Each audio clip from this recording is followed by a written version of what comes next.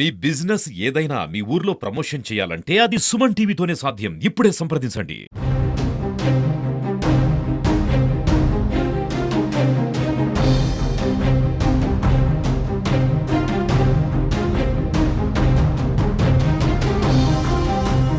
సముద్రం వేట అంటేనే దినదిన గండం. ఎందుకంటే ఎప్పుడు ఏం జరుగుతుందో కూడా తెలియదు. ఏంటి అలలకే భయపడిపోతున్నాను అనుకుంటున్నారా? కాదు. అక్కడ వెనకాతలు చూస్తున్నారు కదా, అతి పెద్ద ప్రమాదం. మరి కాసేపట్లో ఒక్క 5 నిమిషాలు ఉంటే జెట్టీకి చేరుకోవాల్సినటువంటి బోటు ఉదయం 5 గంటలకు వేట కోసం బయలుదేరినటువంటి బోటు తీరానికి 1 మైలు దూరంలో ప్రమాదానికి గురైంది. కకావికలమైంది. ఎందుకంటే చూస్తున్నారు మీరు, లక్షల రూపాయలు పెట్టి కొన్నటువంటి బోటు, దాని మీద ఎంతో ఆధారపడి ఎన్నోసార్లు ఇంకా వేటకి కొనసాగాలి. అలాగే ఆ జీవన ఉపాధి కూడా దాని మీద ఎంతో మంది బ్రతుకుతూ ఉంటారు. అలాంటిది మరొక 5 నిమిషాలు ఎంత దురదృష్టకరమైనటువంటి సంఘటన అంటే పూర్తిగా అందులో చిక్కుకుపోయింది. అలల తాకిడికి ఏ పాటుకు ఆ పాటు ఊడిపోయి కొట్టుకొస్తున్నాయి. మీరు ఇక్కడ చూడొచ్చు, తీరం వెంబడి ఎవరు ఉండడానికి కూడా భయపడుతున్నారు. ఆ తీరానికి దాదాపు 10-20 మీటర్ల వరకు కూడా బోటు ముక్కలైనటువంటి పాటలు ఎగిసి పడుతున్నాయి. దానికి ఉన్నటువంటి ప్రమాదకర స్థాయిలో అక్కడ మీరు చూస్తున్నారు, ఆయిల్ ట్యాంకర్స్ కానీ మొత్తం బోట్ పాటలన్నీ కూడా ఊడిపోయి చెక్కలు దానికి ఉన్నటువంటి మేకులతో అలల ధాటికి ముందుకు కొట్టుకొని వస్తున్నాయి. అసలు ఎందుకు ఈ బోటు ప్రమాదానికి గురైంది, ఏం జరిగిందో అడిగి తెలుసుకుందాం. కళాసి మనతో పాటు ఉన్నారు. ఎప్పుడు వెళ్ళారు? 5 గంటలకు వెళ్ళారు. ఎవరెవరు ఉన్నారు ఆ టైంలో బోట్లో? ఎవరెవరు? 5 కళాసులు, 5 కళాశీలు ఉన్నారు. మీరు ఇంకా నాతో 4 ఉన్నారు. ఉన్నారు. అంటే ఎప్పుడు ఎలాంటి ప్రమాదాలు ఎప్పుడూ ప్రమాదం లేదండి. ఇంకా 5 నిమిషాలు చెట్లకి వెళ్ళిపోదు. పడిందా? వేట పడిందా?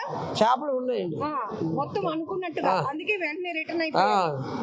ఇప్పుడు ఎంత నష్టం వచ్చింది? నష్టం 10 లక్షలు ఉంటుంది. బోటు ఖరీదు అదే మా బతుకు తెరుగు.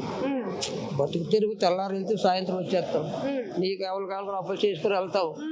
ఆయనకు వస్తే రాకపోతే అప్పు చేసుకుని వెళ్తాం. అదే మా బతుకు తెరుగు అండి.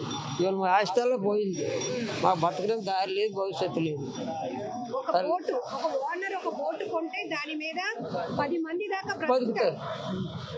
పాటోళ్ళు, కండువాళ్ళు, చేపల కొనుగోలు అందరూ బతుకుతారు. మళ్ళీ ఇక్కడ ఉండే విశాఖపట్నం కూరలకు చేపలు కావాలా, వాళ్ళకి అమ్ముతారు. అందరూ బతుకుతారు. మొత్తం మునిగిపోయారా? ఆ సమయంలో వణికిపోతున్నారు మీరు కూడా. ఏమైంది? ఎందుకు ఏమైంది? ఇంజిన్ ఫెయిల్ అయిందండి. ఇంజిన్ ఫెయిల్ ఆగిపోతే యాంకర్ వేస్తాం. యాంకర్ తో తెగిపోయింది. ఇంకా బలలు ఉంటాయి వదులుతో, ఆ బలాలు దించాం. అవి కూడా తెగిపోయాయి. తెగిపోతే 2 బోట్లు వచ్చాయి.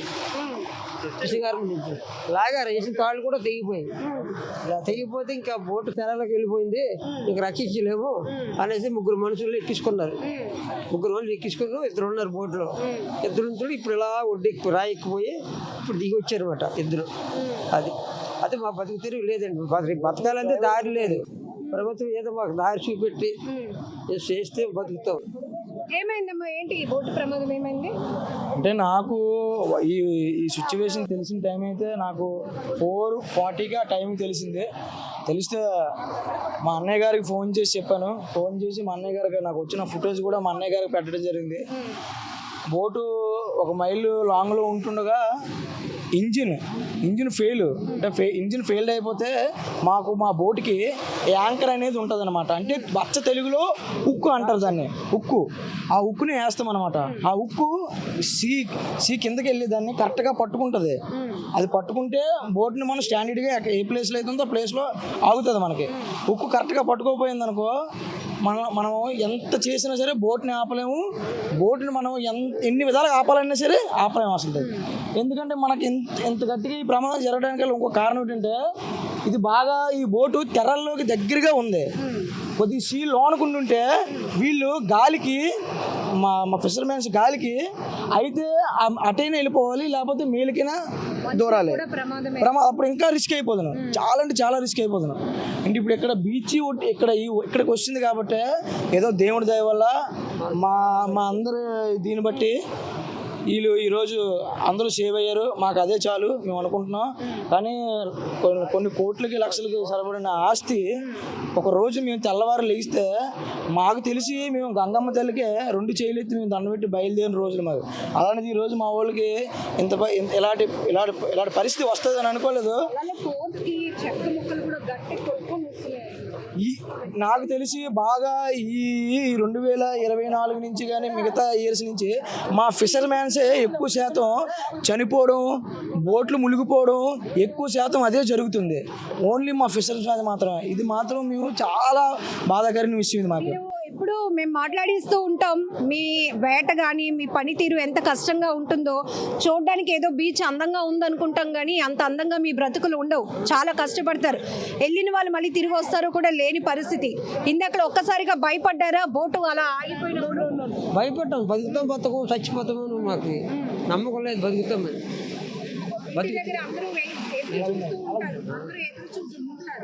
అంటే సంతోషపడ్డారు. ఉదయం 5 గంటలకు వెళ్ళగానే పూర్తిగా చేప బాగున్నాయనేసి సంతోషపడి జట్టుకి వెళ్ళిపోదాం. సరికి జట్టుకి వెళ్ళాక గంటలు బయలు ఆగిపోయారు. పిలుచుకుంటాం మైలు దూరం ఇలాగ జరిగిందండి.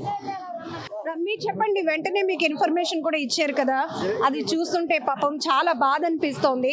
ఒక ఆస్తి కొట్టుకుపోయింది, కళ్ళెదురుగుంటే ఒక భవనం, ఎంతో ఇష్టంగా కట్టుకున్నటువంటి భవనం కూలిపోతే మన గుండె ఎలా పగిలిపోతుందో, ఒక యజమాని అందు మీద ఒక 10 మంది వరకు డిపెండ్ అయ్యి వాళ్ళ జీవన ఆధారం. ఒక బోటు తయారవుతుంది, ఒక బోటు జెట్టీలో ఉంది అంటే చూడొచ్చు ఎంత గట్టిగా కొట్టుకొని వస్తున్నాయి అసలు. చాలా అలాంటిది ఒక బోటు జెట్టీలోనికి కొత్త బోటు వచ్చిందంటే అక్కడ 10 మంది అంటే 10 కుటుంబాలకు డోకా లేనట్టే. సో ఇక్కడ మీరు చూస్తున్నారు చాలా ఫోర్స్గా పెద్ద ఈసారి వచ్చినప్పుడు తీయండి, అది పర్వాలేదు. చాలా ఫోర్స్గా కొట్టుకొస్తున్నాయి చెక్క ముక్కలు కూడా పూర్తిగా కళ్ళ ఎదుటే. అది ఒక బోటు అంటే ఎవరు నమ్మలేనటువంటి పరిస్థితులు ఉంటాయి. సో ఒకసారి అవి చూపించవచ్చు.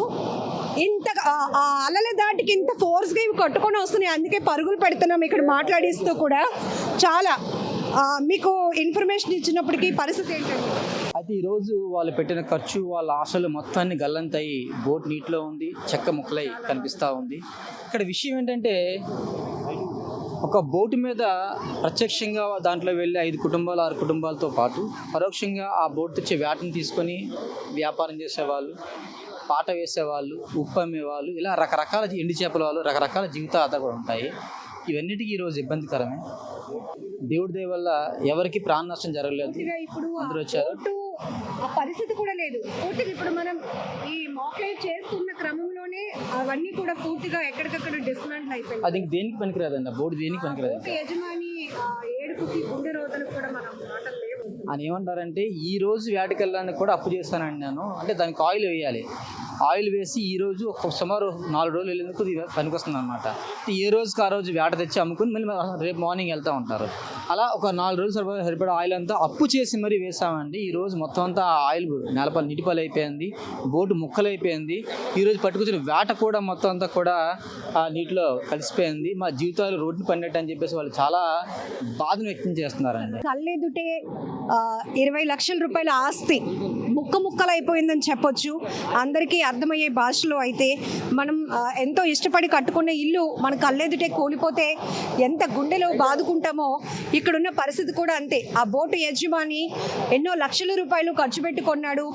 మీరు చెప్పినట్టు ప్రత్యక్షంగా పరోక్షంగా 15 మంది అంటే 15 కుటుంబాలు గుండె ధైర్యంగా ఉంటాయి.